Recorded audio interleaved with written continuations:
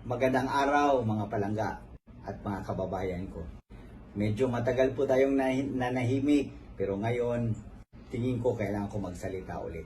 Dahil ayon kay Ted Filon, sobra na, tama na. Grabe na talaga ang korupsyon sa ating bansa. It has even been the corruption in the Philippines has even been noticed by the international community. If you saw the interview in Australia with, I think, Ferguson, the lady media practitioner. Nung in-interview niya si Bongbong Marcos tungkol sa ill-gotten wealth, natameme si Bongbong Marcos. Nakita niyo doon. So, kung ako lang tatanungin niyo, medyo guilty. Sa aking mga kababayan, sobrang naaawa na ako, lalo na sa ating mga kapatid na mahihirap. Ang mahal na ng bigas, ang mahal na ng mga bilihin, ang mahal pa ng mga produktong petrolyo. Pero kung makita nyo, ang nagpapatakbo na ating bansa, parang kumbaga walang pakialam. Biyahe lang ng biyahe, kumbaga para lang nagbabakasyon. 21 trips in 21 months. Kung ako yun, yung pera pang biyahe, pamigay ko lang sa mahihirap. Gawin kong tulong.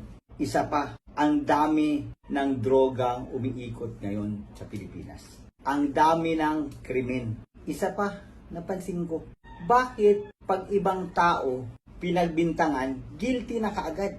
Si Bantag pinagbintangan, hindi pa nalilitis, guilty na. Si Arnie Tevez pinagbintangan, isang araw lang, guilty na. Si Pastor Kibuloy pinapaimbestigahan, guilty na, hindi pa naiimbestigahan, pinapatawag pa lang, guilty na. Pero si Lisa Araneta Marcos, nadawit sa isang extortion issue, kaagad pinawalang sala ni Jean Fajardo ng PNP. Bakit ganon? Ilan ba ang pinagbabatayan ng batas natin sa Pilipinas? Are there two sets of laws in the Philippines? Isa para sa mga may kapangyarihan, isa para sa ibang tao. Or isa para sa mga kakampi ng mga Marcos, isa para sa ibang mga tao. Di ba dapat sa isang bansa, isa lang ang sinusunod na batas? Dapat pantay-pantay sa lahat ng tao. Hindi ko rin maintindihan kung bakit ang ating kongreso, kung saan ako ay miyembro, kahit tinanggal pa nila ako sa aking paniniwala, hindi karapat-dapat yon dahil hindi nabigyan ng due process. Hindi lang kongreso, pati senado hindi ko na maintindihan. Pag si Arnie Tevez, bawal ang Zoom. Pero ngayon, makita natin sa senado at sa kongreso, ang dami nang nagzo-Zoom. Yung mga kunwari witness nila, di ba? Bakit sila pinapayagan mag-Zoom? Sabay si Arnie Tevez, bawal mag-Zoom. So, double standard na naman. Again, tanong ko, ilan ba ang rules ng Senado? Ilan ang rules ng Kongreso? Dapat isang set lang ang rules ng mga chambers na ito. Nanggaling ako dyan eh. Alam mo, sobra na ang pang-aabuso ni Tambaluslos. Dapat na natin tong wakasan. Lahat pinagdidiktahan na nila. Lahat pinapakialaman na nila. May nakita ako kailan lang, pati LGU ng San Simon, pinapakialaman. Sobra na talaga.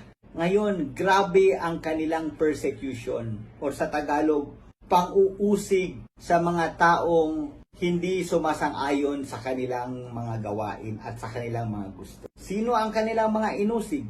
Ang una, si General Bantag. Sumunod, si Arnie Tevez. Tinanggal sa Kongreso.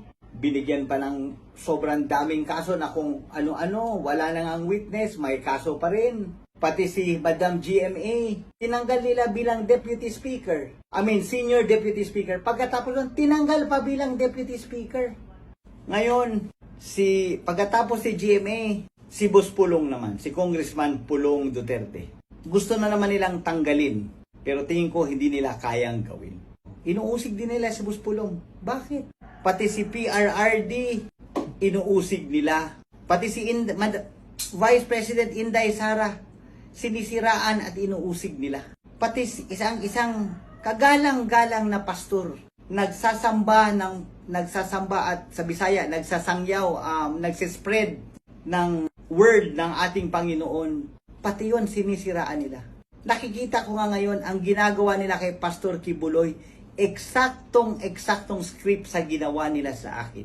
sinimulan sa pagbibintang na may mga baril, may ganito ganyan, hindi ako magtataka na malamang i-raid din nila si Pastor Kibuloy. Pero siguro ngayon magdadalawang isip na sila dahil syempre alam nilang obvious na masyado yung ginagawa nila. Dahil lang ba ang SMNI ay nagsasabi ng katotohanan at ayaw sumunod sa ibang mainstream media na sila lang ang parating nilalabas sa balita, ang administrasyon lang. Ito, sobra na talaga to. Sobra na.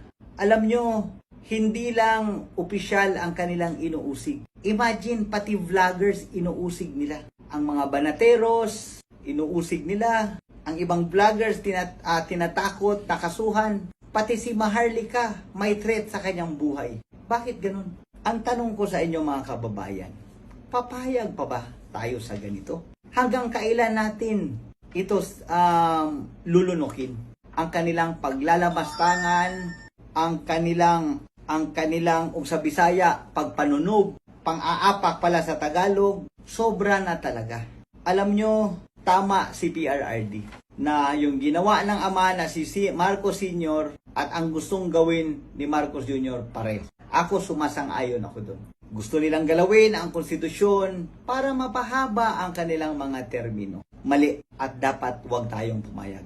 Ang aking panawagan sa lahat, tayo ay magkaisa, laban para sa bayan. Let us protect the Constitution. Protektahan natin, samahan natin si Pastor Kibuloy, si Ma'am Inday Sara, ipaglaban natin si Ma'am GMA na huwag nilang apak-apakan, at pati ang mga vloggers at ang lahat ng mga tao na ang kagustuhan lang naman ay maging tama at gumanda ang buhay ng bawat Pilipino. Dapat tayong magkaisa at ipaglaban natin ang tama. Laban tayo para sa bayan.